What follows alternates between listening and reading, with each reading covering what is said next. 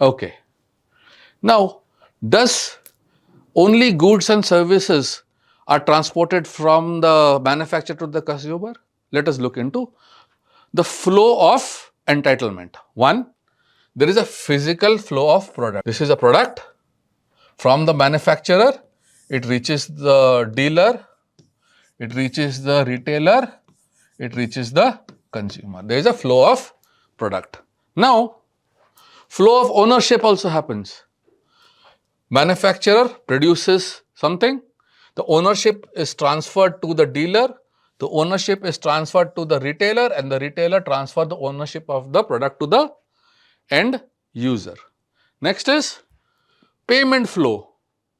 The retailer takes payment from the consumer, it keeps its profits, transfers payment to the dealer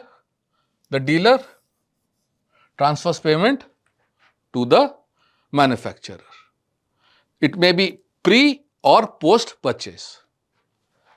We talked about payment flow. Now, information flow. Now, information flow is a process where the information is, when we talk about information flow, it happens both ways.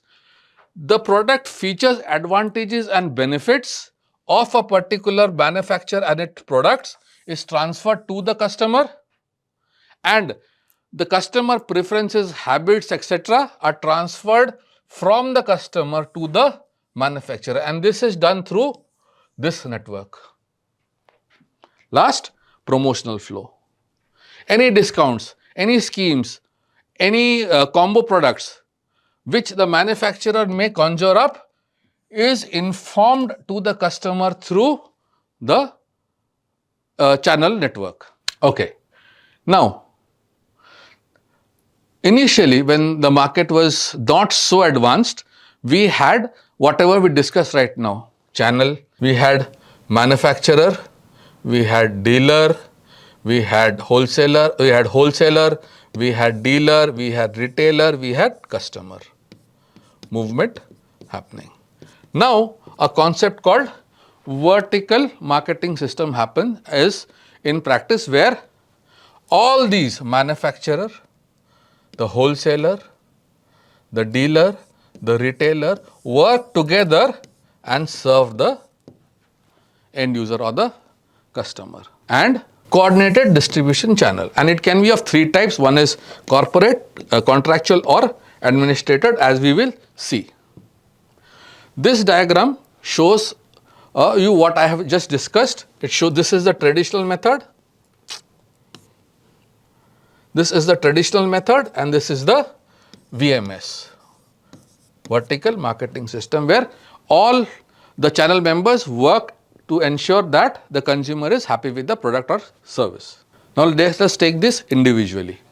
Corporate vertical marketing systems, where successive stages of production and distribution is under single ownership. The company manufactures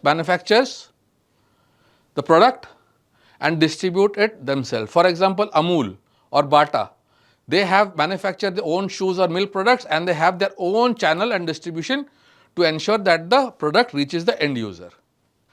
Then you have something called the contractual vertical marketing system, is nothing but independent firms at different levels of production who join together through contracts. For example, franchising. McDonald's is a primary company and you have McDonald's at different locations in your city or different places.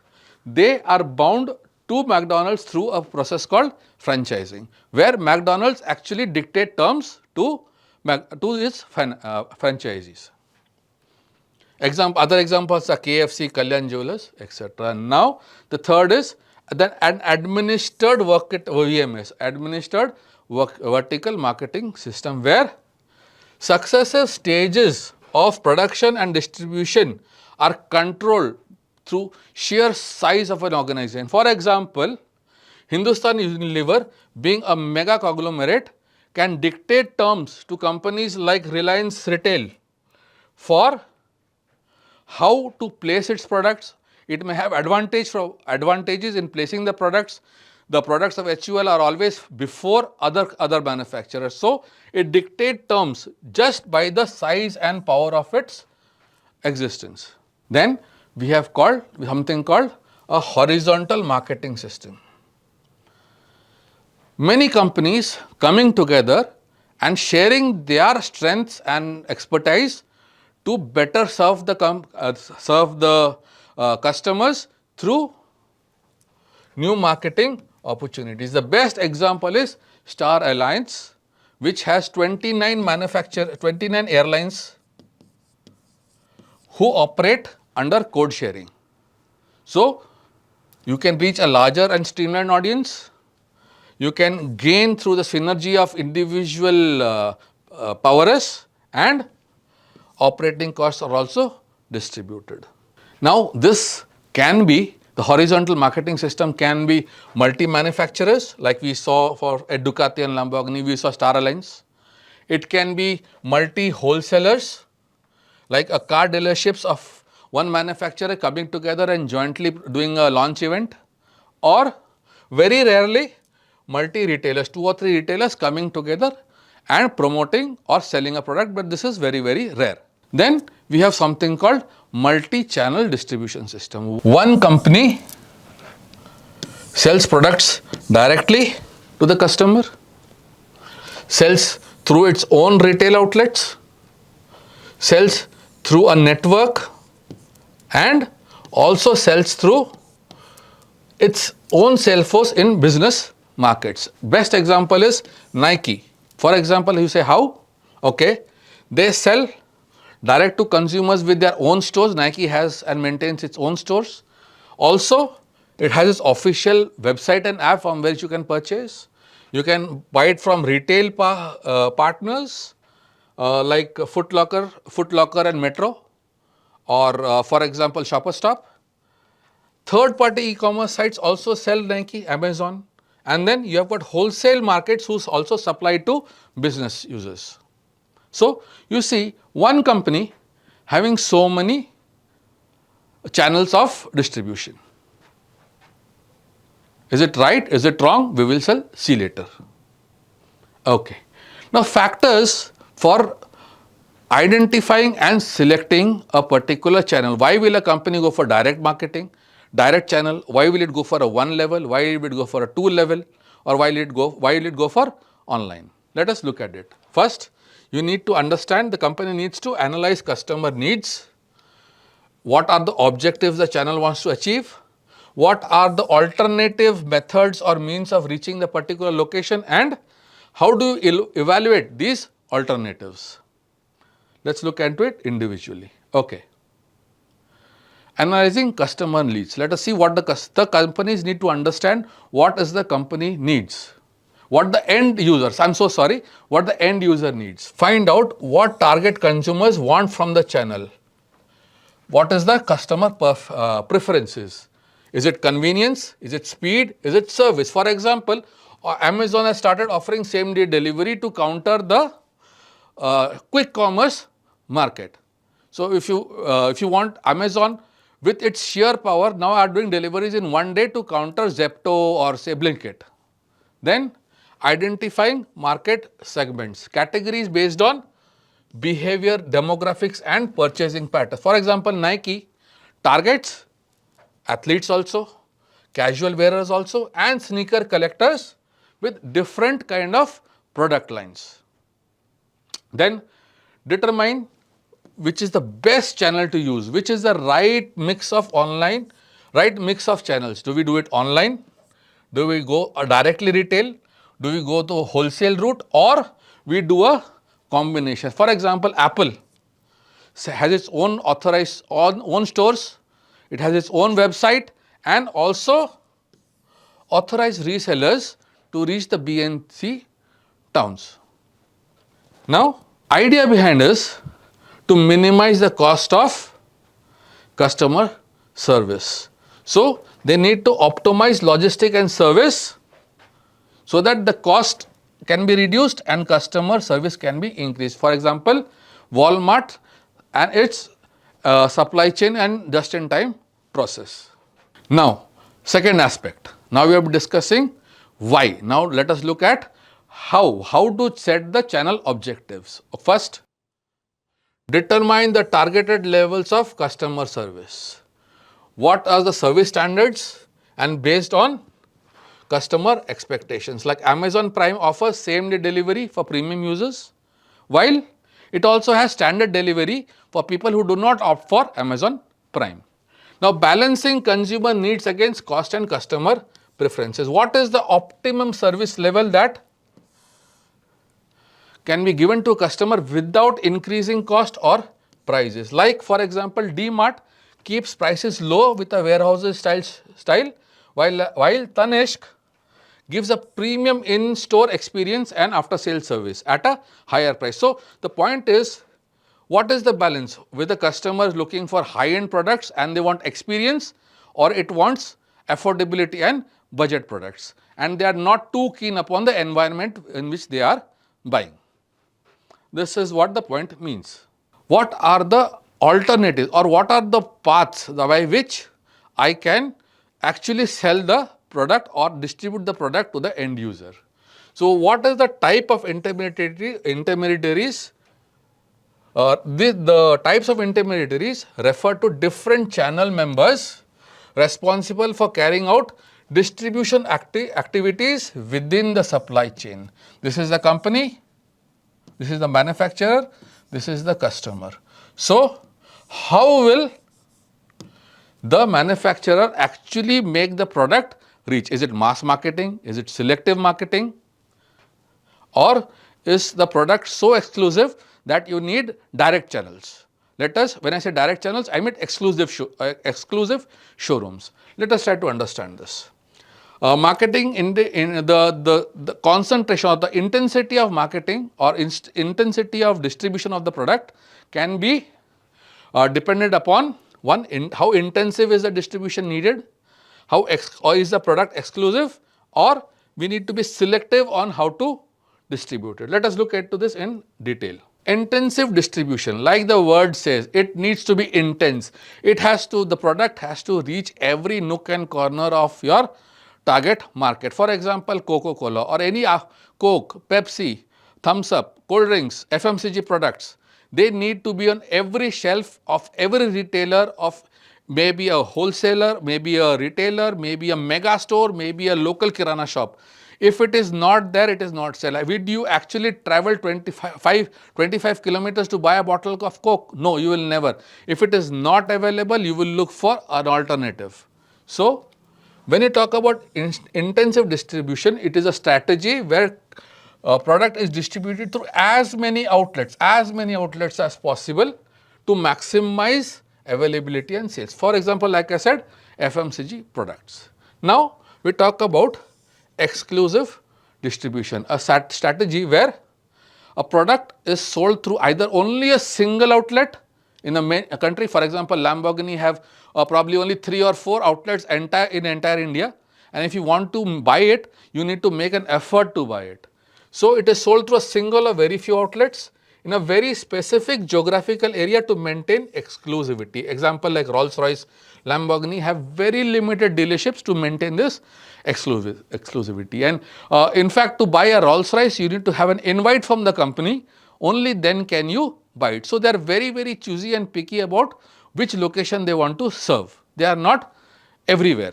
And something in between both of this is called selective distribution, a strategy where a product is distributed to a limited number or carefully chosen retailers, like Apple stores. Apple books or Sony TVs are sold through authorized dealers as well as company stores. So, what we say is intensive distribution is, it should be everywhere. Exclusive is only few, and selective distribution is, I own it myself and I have limited number of outlets of different organizations, different sellers. So, I hope you understood this point. Now, let us look forward. So, when you are talking about intensive level, the objective is mass market selling. So, you will have as many as possible, every nook and corner of the city or country.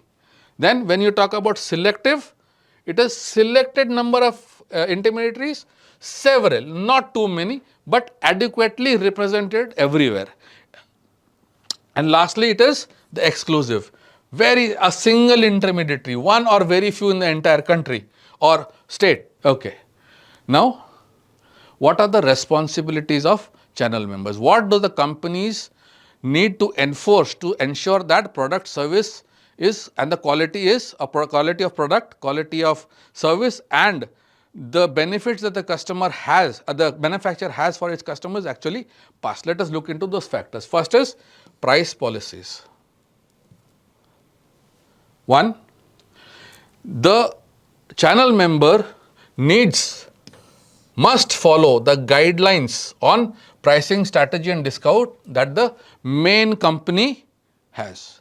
For example, if a iPhone costs 1 lakh in the Apple showroom, it should also cost 1 lakh in the reseller. This person, though it is not Apple's direct control, he cannot sell anything below this particular amount. Then the conditions of sale, the terms related to payment methods, credit periods, and return policy and warranties, the intermediaries have to adhere to. If Samsung says I have a 1 year policy, the intermediary, the dealer, the wholesaler or the retailer should ensure that that 1 year warranty is given to the end user. Then territory rights. Geographical areas and market segmentations. I is a city of Pune. Say I divide it into 4. This is territory 1, territory 2, territory 3, territory 4. This is to one dealer, this is to one dealer, this is to one dealer, this is to one dealer.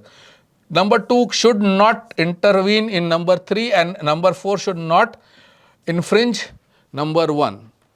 So, territory rights of every participant in the channel has to be maintained and it is sacrosanct. Then specific services like additional responsibility like inventory management, after sales service, promotional support, customer assistance should be provided by these intermediaries, because these intermediaries are the local representation of the main manufacturer.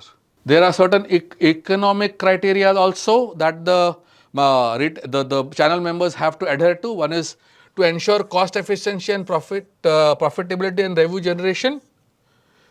The companies keep evaluating the distribution channel. Then control issues. Every company would want to ensure that the product or service that they sell to the end customer is as per the specifications of the principal company, and to do that, the principal company should have control over pricing, branding and customer experience. Apple's exclusive store, even though third party retailers sell it, Apple ensures that these parameters are kept constant. For example, another example is whenever you buy a car, you always buy a car from a dealership. Now, the principal company ensures that the dealership adheres to the rules, principles and customer experience that the principal company would want the end customer to experience. Then adaptability criteria. What is adaptability criteria? The need and the speed and the ability to adjust to marketing changes, consumer preference and technological advancement. For example, brick and mortar stores to reach more customers are starting to moving towards the e-commerce or quick commerce means. Now, every country wants to be a multinational. Now, you have to become multinational, to become international, there are certain things that needs to be taken care of. One, which market to select? Identify the target countries based on demand, competitions and regulations. Next is, how do you enter the particular country? Either through direct export, you go through a joint venture franchising, or you have a wholly owned subsidy in that particular company, or Then you look at what channel structure that you need. You need an intensive marketing scheme, or you need a selective marketing, or you are an exclusive company who will sell very, very exclusively. Then who partner selection, identify and collaborate with reliable distributors, wholesalers or retailers, because your image and brand equity is on line. You just cannot have people who will rob the company of these. Then pricing strategy. Pricing strategy will depend upon what is the local purchasing power of that particular place, what are the taxes in play, and what are the competitive conditions. Then you have regulatory compliances, tax laws, import export laws, tariffs, and then product certifications which need to be first ensured before you can sell the product. Then technology integration. Some are very highly technological countries like Europe and America. You cannot sell, and you need to have probably an AI driven logistics systems, AI CRM systems, or e-commerce which takes care of the technological advancement of your target country. Then you have something called cultural adaptation. You have to understand local consumer preferences and buying behavior, without which it is very, very difficult to market and sell your products. Like for example, when Kellogg's came to India, they thought they will change the breakfast habits of India, but then they took a rude shock and then came back in a different rebranding. Every company, every channel is maintained and worked upon by human beings, and when there is human beings, there is something called channel conflicts, fights, disagreements, arguments do happen, and it is the channel members and should ensure that it does not hamper the business. Let us look at what are the various conflicts that can happen in a channel. One, a vertical channel conflict, where